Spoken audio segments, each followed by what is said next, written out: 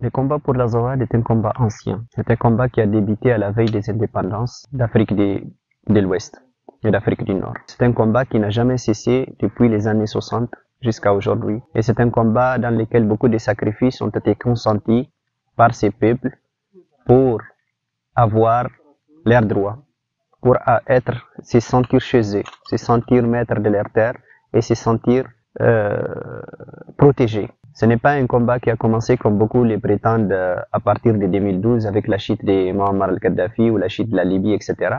C'est un jalonnement de combats qui a commencé depuis les années 60 jusqu'à aujourd'hui, c'est-à-dire, je vais dire militairement. Mais avant ça, il y a eu beaucoup de démarches, avant le départ de la France coloniale, il y a eu des démarches politiques qui ont été faites auprès de la France coloniale pour montrer à la France qu'après son départ, le peuple de l'Azawad ne sera pas protégé par les peuples auxquels elle était en train elle était en train de remettre son destin.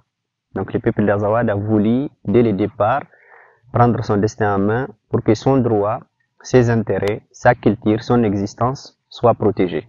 Le peuple de l'Azawad est un peuple qui se bat pour une cause juste. C'est un peuple constitué de mosaïques de peuples situés entre les Sahara et les Sahel. C'est un peuple auquel on a confisqué la terre, les droits fondamentaux, depuis l'avènement des indépendances après le départ de la France coloniale. Ces droits, sa terre, ont été confisqués par des gouvernements centraux, centralisés, depuis Bamako.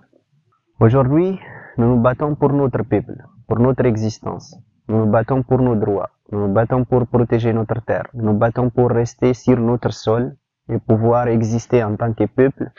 Le peuple de l'Azawad se bat aujourd'hui pour la liberté.